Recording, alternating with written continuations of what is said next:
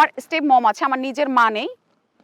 আমার বাবা ফার্স্ট কেমোতে ছিল, সেকেন্ড কেমোতে ছিল, তারপর কিন্তু অন্যান্য কেমোগুলোতে আসতে পারেনি। আমার যে স্টেপ মম সে হচ্ছে আমার বাবাকে আসতে দেয়নি। তো শরীরের যখন একটা একটা করে পশম পড়ে যাচ্ছে, চুল পড়ে যাচ্ছে, ইভেন তো আমার ভুরু, আমার চোখের পিসি, আমার কিছুই ছিল না। কিন্তু আমি পড়াশোনা করছি, অনার্স 6 সেমিস্টার চলছে, ডিআইইউ ইউনিভার্সিটি। আমি ইংলিশ লিটারেচার নিয়ে পড়ছি। আমি ইয়ামাহার সাথে কানেক্ট আছি 4 বছর যাবৎ, ACI company Yamaha as a brand promoter হিসাবে। সো এটার সাথে কানেক্ট থাকলে এবং টুকিটাকি প্রমোশনাল কাজ থাকে, সব মিলিয়ে আসলে পড়াশোনায় এত টাইম দিতে পারি না। মাঝখানে আমি দীর্ঘ মাস অসুস্থ ছিলাম, প্রায় 1 বছরের মতো। এটা লাইফের অনেক বড় একটা পার্ট। আমি আসলে চিন্তাই করিনি কখনো, বা কল্পনা করিনি যে আজকে আপনাদের সামনে বসে আপনাদের সাথে কথা বলতে পারবো, বা আমি বেঁচে থাকবো, এটাই কখনো চিন্তা করিনি। আমি 1 বছর আগে 2023 সালে আমার ক্যান্সার ধরা পড়ে। সো আমি হচ্ছে 1 বছর আগে আমার চোখে একটা প্রবলেম ধরা পড়ে যে আমার চোখ থেকে পানি পড়তো। যখন থেকে পানি পড়তো তখন থেকেই হচ্ছে আমি বাংলাদেশের যত ভালো ভালো হসপিটাল ছিল, আই হসপিটাল থেকে শুরু করে সব হসপিটালে গিয়েছিলাম যে আসলে আমার চোখে কি হয়েছে। ফার্স্টে আমি ইউনাইটেড হসপিটালে যাই, তো ওইখান থেকেই মূলত আমাকে বলে যে আমাকে সব ডিটেলস জিজ্ঞেস করে আমি কি করি, আমার প্রফেশন কি। যখন শুনলো যে আমি বাইক চালাই, তো বললো আমি বাইক চালাই, তো আমার চোখে ধুলা যেতে যেতে এই সমস্যাটা হয়েছে, so it's not big deal, আপনি হচ্ছে একটা চশমা ইউজ করেন, এবং ড্রপ দিল, সাথে অ্যান্টিবায়োটিক দিল। তো ওইটা খেয়ে খেয়ে আমি কোনোভাবেই আর কি কোনো কিউর হচ্ছিল না, বরং আমার চোখ আরও আস্তে আস্তে ফুলে যায়। এবং যখন আমি আই হসপিটালে যাই, ওইখান থেকে বলে যে আমি গরম পানির সেক যেন দিই, কিন্তু কোনো হসপিটাল থেকে আমাকে কোনো চোখের টেস্ট দেয় নাই, তারা কিন্তু মুখে মুখে, এবং অনেক বড় বড় ডক্টর। তো যখন আমি চোখে গরম পানির সেক দিতাম, তখন আমার চোখটা আস্তে আস্তে ফুলে যায়। একটা সময় গিয়ে হয় কি যে আমার চোখটা বন্ধ হয়ে যায়, আমার ডান চোখে ছিল।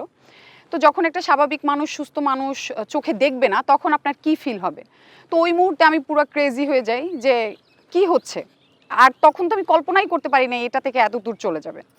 পরবর্তীতে আমি ভীষণ আই হসপিটালে যাই অ্যান্ড বলি যে এনি হাউ আমাকে কোনো টেস্ট দেন বা কিছু একটা করেন, আমি আর পারতেছি না। অ্যান্ড আমি দেশের বাইরে ইন্ডিয়াতেও ট্রিটমেন্টের জন্য যেতে চেয়েছিলাম, কিন্তু আমার ওই মুহূর্তে মানে লাক এতটাই খারাপ যে ভিসা হচ্ছিল না। সো উনি ওই হসপিটালে যাওয়ার পর যে ডক্টর আমাকে দেখছে, উনি দেখে আমাকে বলছে যে আপনার চোখের টিউমার। তো ওকে ফাইন, দেন টেস্ট দিল, পরের দিন দেখলাম যে হ্যাঁ সত্যিই টিউমার। তো আমরা আর টাইম নেই, সেদিনই হচ্ছে আমরা অপারেশন করে ফেলি।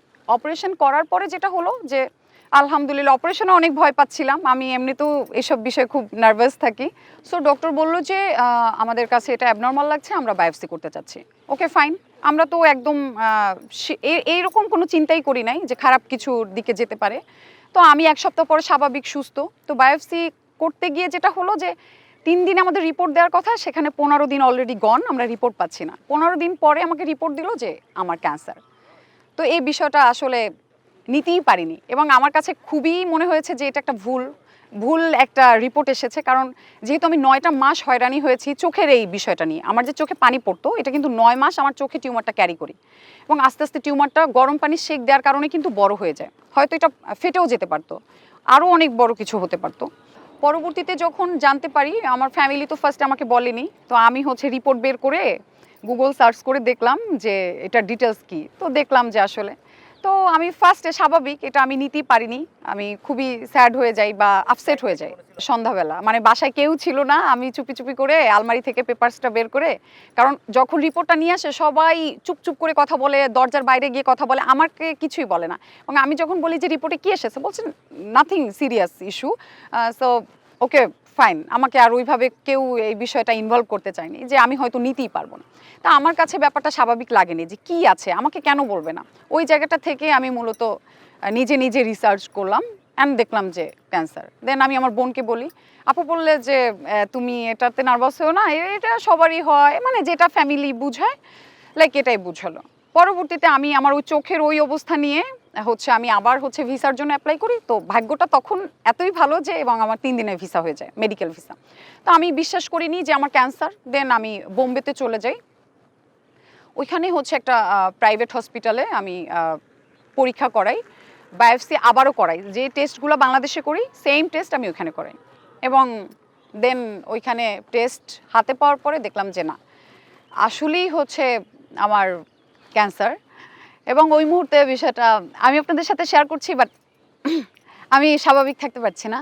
পরে বলল ডক্টর যে আমার ফার্স্ট স্টেজ আছে, সেক্ষেত্রে হচ্ছে 6টা কেমোথেরাপি দিতে হবে। অ্যান্ড যেটা বলল যে সব থেকে ক্যান্সারের যে বিষয়টা ইম্পর্টেন্ট কেমোথেরাপির থেকেও, যে মেন্টালি স্ট্রং। আপনি যদি মেন্টালি স্ট্রং না থাকতে পারেন, আপনাকে এই কেমোথেরাপি দিয়ে কোনো আমাদের লাভ হবে না। আপনি কখনোই রিকভারি করবেন না যদি মেন্টালি স্ট্রং না হন।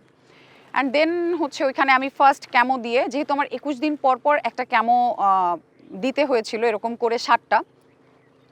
সো এতদিন আমার পক্ষে বোম্বেতে স্টে করা সম্ভব হয়নি।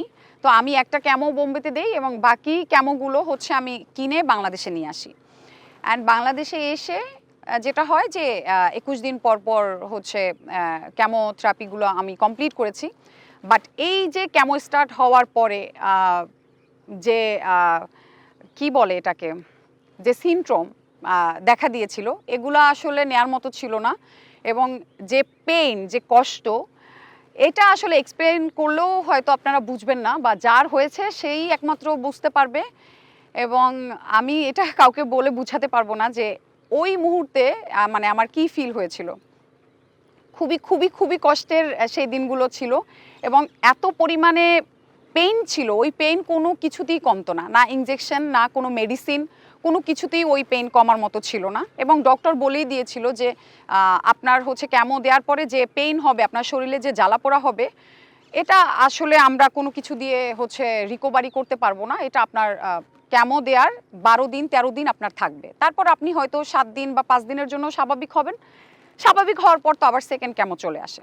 তো এরকম করে করে হচ্ছে আমার 4টা ক্যামো যায়। যখন 4টা ক্যামো চলে যায়, তখন আমি 3টা পর্যন্ত আমি স্ট্রং ছিলাম যে হ্যাঁ আমি পারবো, আমার পারতে হবে, আমি হয়তো সুস্থ হব। বাট যখন 4 নম্বর ক্যামোটা দেই, তখন মনে হয়েছে যে না, আমি আর পারছি না, আমি হয়তো আর টিকে থাকবো না। আমার শরীর আর নিতে পারছিল না, কারণ আমি এত ভেঙে পড়েছিলাম। 4 নম্বর ক্যামোর পর যখন ভেঙে পড়ি, তখন আমি ওনাদেরকে জানাই যে আমার পক্ষে আর ক্যামো কন্টিনিউ করা সম্ভব না, আমার শরীর আর নিতে পারছে না। তখন মনে হয়েছে যে যদি আমি মারা যাই এই 4 ক্যামোর পরেই, ওকে ফাইন, বাট আমার পক্ষে আর 2টা ক্যামো কন্টিনিউ করা সম্ভব না, আমি আর ফাইট করতে পারছি না নিজের সাথে। বাট সব থেকে যেটা বলবো নিজের বিষয়, যে আমি অনেক মেন্টালি স্ট্রং ছিলাম ওই 3টা ক্যামো পর্যন্ত, যে আমার পারতেই হবে, আমি স্ট্রং। এবং মানসিকভাবেও সেটাই মানে মনে হয়েছিল। বাট তখন আর হয়নি। এবং মনের যে একটা টান বলে গ্রামের ভাষায়, বা যেটাই বলেন, যে মনের একটা হয় না যে আমি আর পারবো না, বা এইবার খারাপ কিছু একটা হতে পারে, সেই খারাপটা হয়েছে আমার 6 নম্বর ক্যামো। মানে তখন আমাকে ইন্ডিয়া থেকে জানায় যে এটা সম্ভব না, আপনার এটা একটা কোর্স, আপনার 6টা ক্যামো থেরাপি এটা শেষ করতে হবে। আপনার যখন এটা শেষ না করবেন, এই যে 4টা দিচ্ছেন, কোনো কাজ হবে না। এবং আমি যখন দেখলাম যে আমার মাথার চুল সব পড়ে যাচ্ছে, এবং ওই ফিলিংসটা আমি বলে বুঝাতে পারবো না, যখন মানে বিছানা থেকে সকালবেলা ঘুম থেকে উঠি সব চুল আমার বালিশের সাথে লেগে যাচ্ছে, হাত দিচ্ছি হাতের সাথে সব চুল চলে আসতেছে, ওই মুহূর্তটা অনেক বেশি প্যাথেটিক। যেহেতু আমরা মেয়ে মানুষ, আর আমরা মেয়ে মানুষ আমাদের চুলকে অনেক বেশি ভালোবাসি, তো শরীরের যখন একটা একটা করে পশম পড়ে যাচ্ছে, চুল পড়ে যাচ্ছে, ইভেন তো আমার ভুরু, আমার চোখের পিসি, আমার কিছুই ছিল না, কিন্তু নাথিং। আমি তো নিজেকে দেখতাম না, আমি আয়নাতে দেখতাম না, আমার মনে হতো যে হোয়াট ইজ দিস, এর থেকে হয়তো আমি মরে যাই। বাট কেমন কষ্ট বা এই যে একটা পেইন, এটা নিতে পারছিলাম না। ওকে ফাইন, দেন যখন ফ্যামিলি বা যেটাই বলেন না কেন, সবাই যখন বলছে এত কষ্ট করছো, এবং আমার অফিসিয়াল ইয়ামাহা টিম অনেক বেশি সাপোর্টিভ ছিল, যারা আমাকে বলছে যে পারতেই হবে, সবসময় আমার খোঁজ খবর নেওয়া বা যেটাই বলেন না কেন, যে মেয়েটা 4টার কেমন পরে একদম শেষ হয়ে যাবে, এটা আমরা মানতে পারছি না, ওকে ফাইন কন্টিনিউ করো। যখন আমি 6টা কমপ্লিট করলাম, তারপরে আমি ওই যে প্রতিবারই কেমো দেওয়ার 12 দিন পরে আমি একটু স্বাভাবিক হতাম, আই মিন খেতে পারতাম, বমি হতো না। বাট ওই 6টা দেওয়ার পরে আমি আর ভালোও হই না, আমি মানে আমার মানে কোনো কিছুই না, আমি খেতেও পারি না, কোনো কিছুই সম্ভব হচ্ছিল না। দেন আমি যখন স্বাভাবিক হচ্ছিলাম না, যে কি হচ্ছে, আমি খেতেই পারতেছি না, আর এত পরিমাণ মানে কয়েক সেকেন্ড পর পর আমার বমি, আমি জাস্ট বেডে থাকতাম না, আমি বাথরুমের সাথে, বিষয়টা শুনতে হয়তো হাস্যকর, আমি জানি না কেমন শুনতে লাগছে, আমি বাথরুমের কাছে বসে থাকতাম, যে আমার কয়েক মিনিট পর পর বমি হতো, আমি ওইখানেই জাস্ট বসে থাকতাম। এবং আমার জ্বর, মানুষ শুনেছি যে 107 জ্বর হলে, 106 জ্বর হলে মানুষ বাঁচে না, আমার 106 107 জ্বর হতো। তো স্বাভাবিক, যখন একটা মানুষের 106 7 এবং সাথে বমি এবং আরও অনেক সমস্যা মানে শুরু হলো, তখন মনে হয়েছে যে শেষ, আমি আমি আর বাঁচবো না, এবং সবাই সেটাই মনে করছে। এবং আমার যারা রিলেটিভ তারা জাস্ট মানে মানুষ মরে যাওয়ার সময় যখন পানি দেয় মুখে, যে দোয়া পড়ে, ওই দোয়াগুলো আমার মাথার সামনে পড়তো, আমার মাথায় পানি দিত, এই এই কাজগুলো হতো। তো দেন কি করব, জ্বর কমে না, কোনো কিছুই না। তারপরে আমার আমার কোনো হসপিটাল থেকে কোনো ওষুধ বা কোনো কিছুই দিবে না, যেহেতু আমি একজন ক্যামোর পেশেন্ট। তারা আন্তাজে কি দিবে, অনেকগুলো টেস্ট দিছে, যে টেস্ট করতে রিপোর্ট পেতে আরও 4 দিন লাগবে। তা আমার ওই অবস্থা, ওই সময় আমাকে নাপা ছাড়া আর কোনো কিছুই দিত না, কিন্তু নাপাতে তো আমার জ্বর কমতো না, আরও যা দিত কোনো কিছুতেই আমার জ্বর কমতো না। পরবর্তীতে ওই 4 দিন ওই অবস্থা, আমি জাস্ট মানে বিছানার বাইরে বাইরে বাইরে।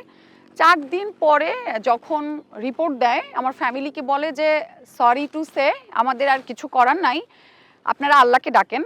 যখন ফ্যামিলি মেম্বার্সকে এটা বলে, তখন সেই মুহূর্তটা কি হয় বুঝতেই পারছেন, যে আমরা কিছু করতে পারছি না। আমার ব্লাড সেল 2%-এ চলে আসছে, আমার গায়ে কোনো রক্ত নাই, এবং আমার ইনফেকশন, একটা মানুষের শরীরে 5% থাকে ইনফেকশন, আমার ছিল 250, 250। তাহলে আমি শেষ, আমার আমার আর আর আর কিছুই বাকি নাই। তো বলছে যে আল্লাহকে ডাকেন, আর কিছু সম্ভব না, আমাদের পক্ষে কিছু করা সম্ভব না। 4 দিন পরে এটা শুনতে পাই। দেন ফ্যামিলি থেকে বললো যে শেষ, চেষ্টা তো করাই যায়। দেন আমাকে হচ্ছে বাংলাদেশি একটা হসপিটালে ভর্তি করে, অ্যান্ড ওইখানে আমার আইসিইউ লাগে। পরবর্তীতে যেটা হয় যে যেহেতু আমার একদমই ব্লাড ছিল না, তো আমার এ পজিটিভ ব্লাড, আমার কোনো রিলেটিভস, আমার কোনো ফ্রেন্ড কারোই ছিল না। তো ভাগ্যক্রমে একজন কাছের মানুষ, ওনারই ছিল এ পজিটিভ ব্লাড, অ্যান্ড ওইটা দেয়, এবং আমি হসপিটালে প্রায় 8 দিন থাকি, অ্যান্ড ফাইনালি আমি রিকভারি করি। এবং ওইখানের যে ট্রিটমেন্টটা এবং এক একটা ইনজেকশন, ওইটার যে কি পরিমাণে মানে পেইনফুল ছিল, মানে আমার হাত তো পুরো ক্যানোলা লাগাতে লাগাতে হাত পুরো অবস্থা খারাপ, এবং আমার প্রত্যেকটা হাতের রগ কিন্তু দেখা যেত পুরা কালো হয়ে গেছিলো কেমো দিয়ে দিয়ে, পুরা মানে অবস্থা খারাপ। দেন 8 দিন পরে ফাইনালি আল্লাহর রহমতে যে আমি রিকভারি করি, এবং এটা কেউই বিলিভ করতে পারছিল না যে আমি ওই জায়গা থেকে, আইসিইউ থেকে আমি ফিরে আসব। কারণ আমাকে যখন আইসিইউতে ঢুকাচ্ছে, স্বাভাবিক ডক্টর যেটা বলছে, এরপরে সবাই আশা ভরসা ছেড়ে দিছে যে না। আর আমার তখন এটা কষ্ট হচ্ছিল যে আমি 6টা কেমো, এত মাসের জার্নি, 8টা মাস আমি কষ্ট করলাম, কিন্তু ফাইনালি আমি জিরো। তাইলে আমি কেন ফার্স্টেই কেন মরে গেলাম না, এরকম একটা ফিল হয়েছিল। কিন্তু আল্লাহর কাছে লাখো লাখো কোটি কোটি শুকরিয়া যে ওই জায়গা থেকে আমি ফিরে এসেছি এবং সুস্থ হয়েছি। পরবর্তীতে 21 দিন পর আমি আবার বোম্বেতে যাই, অ্যান্ড সেখানে গিয়ে পেট স্ক্যান এবং আরও যে যে টেস্টগুলো ছিল ওগুলো করাই, অ্যান্ড রিপোর্ট আলহামদুলিল্লাহ নেগেটিভ, অ্যান্ড খুব হাসি মুখে দেশে ব্যাক করি। তো এ পর্যন্তই ছিল আমার ক্যান্সারের জার্নি। লাইফে হয়তো ছিল না, কিন্তু এই যে জার্নিটাতে একজন মানুষ ছিল, সে অবশ্যই এই জার্নিটার জন্য স্পেশাল, যে সব সময় 24টা ঘন্টা মানে আমাকে সাপোর্ট করেছে, সেটা মেন্টালি হোক, সেটা যেভাবে হোক, মানে হসপিটালে নিয়ে যাওয়া, নিয়ে আসা, মানে অল টাইম থাকা। এবং আমার কিন্তু একটা কেমো দিতে, আমার যেহেতু ইসের প্রবলেম ছিল, আমার শ্বাসকষ্টের প্রবলেম ছিল, এবং আমার কি বলে এটাকে, এই যে যখন কেমো দিত শরীর পুরা লাল হয়ে যেত, আর কেমো বন্ধ করে করে দিতে হতো, শ্বাসকষ্ট উঠে যেত। এই 24 ঘন্টা কিন্তু আমার পাশে দাঁড়ায় থাকতো, মানে সরে যেত না। হ্যাঁ, যে যত ঘন্টা আমার কেমো চলতো দাঁড়ায় থাকতো। এখানে কিন্তু বসারও স্পেস না, শুধুমাত্র পেশেন্ট থাকতে পারবে কেমোর সময়, কেউ কিন্তু থাকতে পারবে না, এবং বসারও সিট নাই। তো এই লোকটা অনেক অনেক অনেক কষ্ট করেছে। সে হচ্ছে আমার ফ্রেন্ডই। ক্যান্সারের ট্রিটমেন্ট অনেক ব্যয়বহুল। হ্যাঁ, সো সেক্ষেত্রে আমি কিন্তু আল্লাহ রহমতে আমাদের ফ্যামিলি মোটামুটি স্টেবল, আমরা একটা মিডল ক্লাস ফ্যামিলিতে বিলং করি, কিন্তু ক্যান্সার ট্রিটমেন্টটা চালানোর মতো সক্ষম ছিলাম। কিন্তু তারপরও দিন শেষে কিন্তু আমারও মানি প্রবলেম ছিল। একটা সময় গিয়ে আমরাও কিন্তু থমকে যাই, যে তাও খুবই খুবই কম একটা অ্যামাউন্টের কাছে, অনলি 50,000 টাকা, যখন ওই মুহূর্তে খুবই নিড ছিল। মানে একটা বড় অ্যামাউন্ট ছিল, সেখানে আমার 50,000 টাকা কম ছিল। আমার খুবই কাছের বন্ধুবান্ধব যারা স্টেবল, যারা দেওয়ার মতো, এবং তাদেরকেও কোনো এক সময় আমি সাপোর্ট করেছি, আমি টাকা পয়সা দিয়েছি, তারা আবার ব্যাগও দিয়েছে। কিন্তু আমি বিপদে পড়লাম, তারা তো জানে আমি দীর্ঘদিন ক্যান্সারের সাথে লড়াই করছি, আমাকে কিন্তু মুখের উপর না করেছে, আমাকে বলেছে যে না না রে, টাকাটা নাই, বা না রে ম্যানেজ করতে পারছি না। বলে নাই এইভাবে যে দেখি কি করা যায়, এটাও কিন্তু বলে নাই, বলার সাথে সাথে না রে নাই। সো এটাও বলেছে এবং অনেক ফ্যামিলি মেম্বার্স আমার সাথে কথাও বলে নাই, যোগাযোগ রাখে নাই ইনকেস যদি আমি হেল্প চাই। এবং সবাই এটা এক্সপেক্ট করছে যে আমি বেঁচে থাকবো না। সো একটা মরা মানুষের পিছনে অবশ্যই সে ইনভেস্ট করবে না। হ্যাঁ, তাদের চিন্তাধারা, সবার চিন্তাধারা তো আর সেম না যে ও তো মরেই যাবে, সো ওর পিছনে ইনভেস্ট করে তো লাভ নাই। যখন আমি বেঁচে থাকবো, যখন আমি ভালো একটা পর্যায়ে যাব, ঠিক আছে, ও ইনভেস্ট করি না, ইন ফিউচারে ও তো আমাকে দেখবে। কিন্তু এই জায়গা থেকে কিন্তু অনেক ফ্যামিলি মেম্বার্স আমার কাছ থেকে চলে গেছে। এবং সব থেকে কষ্টের যে জায়গাটা ছিল আমার জার্নিতে, সেটা হচ্ছে আমার বাবা, আমার স্টেপ মম আছে, আমার নিজের মা নেই। আমার বাবা ফার্স্ট কেমোতে ছিল, সেকেন্ড কেমোতে ছিল, তারপর কিন্তু অন্য কেমোগুলোতে আসতে পারেনি। সে হয়তো চেষ্টা করেছে, ওর চেষ্টা করেনি, আই ডোন্ট নো, মুখ থেকে যতটুকু বলার বলেছে। আমার যে স্টেপ মম, সে হচ্ছে আমার বাবাকে আসতে দেয়নি, এটা তার মানে ভাষ্য মতে। কিন্তু আমার ওই মুহূর্তে এমন ফিল হতো যে সবসময় আমি চাইতাম যে আমার কাছের মানুষগুলো আমার আশেপাশে থাকুক। এবং এমনও হয়েছে, আমার বোনরা ঢাকাতে সবাই এস্টাবলিশ, 24টা ঘন্টা আপনার জন্য কেউ বসে থাকবে না, আর একমাত্র সেই বসে থাকবে আপনার মা, যে আপনাকে জন্ম দিয়েছে। সেটা তো আমার ছিল না। সো আমার বোন আমাকে সাপোর্ট করেছে, আমার 2টা বোন ঢাকা শহরে থাকে, তারা এস্টাবলিশ, তারা আমাকে কিন্তু 24 ঘন্টা অবশ্যই তারা আমার জন্য বসে থাকবে না, তাদের চাকরি আছে, তাদের বিজনেস আছে, তাদের সময় দিতে হবে। সো এমন হয়েছে যে আমি এক গ্লাস পানি, আমি তো উঠতে পারতাম না বিছানা থেকে। এবং ওই মুহূর্তে আমার যে হেল্পিং হ্যান্ড, ও ছিল না, মানে অনেক আগেই ওই মেয়েটার বিয়ে হয়ে যায়। সো ওই মুহূর্তে আমার ছোট বুয়া ছিল, সে 24 ঘন্টা অবশ্যই আমার পিছনে লেগে থাকবে না। তো আমি পানি খাওয়ার জন্য আমি বিছানা থেকে উঠে একজন মানুষ পাইনি যে আমাকে পানিটা চাওয়ার পরে দিবে। ওই কষ্টটা থেকে আমার বাবার প্রতি কিন্তু আমার অনেক অভিমান ছিল, যে আমি ওই সময় আমার ফিল হয়েছে যে আমি যদি সুস্থ হই, আমি হয়তো আমার বাবার সাথে কথা বলবো না। কারণ সে যদি চাইতো, আমার যে স্টেপ মম, তাকে হচ্ছে ঢাকাতে পাঠাতে পারতো, আমার বাসায় থাকতে পারতো, যে ঠিক আছে যতদিন ও রিকভারি না করে তুমি থাকো, ওকে টেক কেয়ার করো, ওকে রান্নাবান্না করে খাওয়াও, অ্যাটলিস্ট পানিটা এগিয়ে দাও। কারণ আমার গ্রামের বাড়িতে কাজের মহিলা আছে, তারা আমার বাড়ি দেখতো, আমার গ্রামের বাড়ি দেখতো। সো সে চাইলে আমাকে এসে টেক কেয়ার করতেই পারতো, বা ফোর্স করে আমার আম্মাকে পাঠাতেই পারতো। সেই কাজটা করে না, ওই জায়গা থেকে আমার বাবার প্রতি অনেক বেশি অভিমান ছিল। কিন্তু আমরা মেয়ে মানুষ তো, আমরা বাবাকে অনেক বেশি ভালোবাসি, মেয়েরা হয়তো হয়, আমার এটা হয়েছে। সুস্থ হওয়ার পর যখন মা বলে ডাক দেয় বা হাসি দিয়ে তাকায়, ওই জিনিসগুলো আর মাথায় থাকে না। তখন স্বাভাবিকভাবে যে না, দিন শেষে সে তো আমার বাবা। কিন্তু ওই মুহূর্তের ওই যে ফিলিংসটা, ওই যে যে কি ফিল হয়েছে, এটা আপনাদেরকে আমি এখন বলতেছি, আপনাদের হয়তো স্বাভাবিক লাগছে, কিন্তু আমি বুঝাতে পারবো না। যে আমি এক গ্লাস পানি চেয়ে আমি কিন্তু পানি পাই নাই।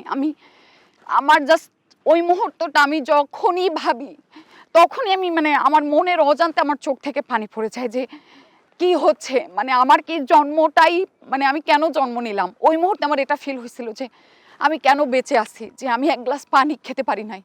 তো ওই মুহূর্তটা, ওই যে যার কথা বললাম যে ফ্রেন্ড বা শুভাকাঙ্ক্ষী, ও আমার আল্লাহ তো অবশ্যই, আল্লাহ না চাইলে সুস্থ হতাম না। কিন্তু হিল্লা, আমরা গ্রামের ভাষায় যেটা বলি, যে হিল্লা হিসেবে যদি বলি, তাহলে সম্পূর্ণ ক্রেডিট আমি ওকে দিতে চাই। ও আমাকে এত সাপোর্ট, ছেলেটা বিজনেস করে, চাকরি করে, ওর অফিস নয়া পল্টন, ওইখান থেকে আমি তো ফোনেও কথা বলতে পারতাম না যে আমি পানি খেতে পারছি না, আমার মেডিসিন দরকার। ওই মুহূর্তে গাড়ি চালিয়ে এসে আমাকে হচ্ছে পানি খাওয়াইতো, মেডিসিন দিত, তারপরে হচ্ছে আবার ও হচ্ছে অফিসে যেত। সো বিষয়গুলো, জার্নিটা খুবই খুবই প্যাথেটিক ছিল। তবে এবং অফিসের যে যারা আছে, আমার director sir Subrata Ranjan Das, ED sir, উনি খুবই সাপোর্টিভ ছিল। উনি হচ্ছে অনেক আমাকে হেল্প করেছে, সেটা আর্থিক বলেন, মেন্টালি বলেন, যেটাই বলেন না কেন। এবং অফিসের প্রত্যেকটা মানুষ হেল্প করেছে। আমার এখান থেকে সব থেকে বড় শিক্ষা যে আমি মানুষ চিনতে পেরেছি, এটা অনেক বড়ই বিষয়, এটা মানুষের জীবনের ইম্পর্টেন্ট একটা পার্ট। আমরা মানুষ চিনতে পারি না, যে জন্য পথে পথে ধোঁকা খাই। মানুষ চেনাটা সর্বপ্রথম আমাদের জীবনে জরুরি একটা পার্ট, মানুষ চিনতে হবে। এলো খবরের কাগজ, নিখাদ, নির্ভীক, নিরপেক্ষ।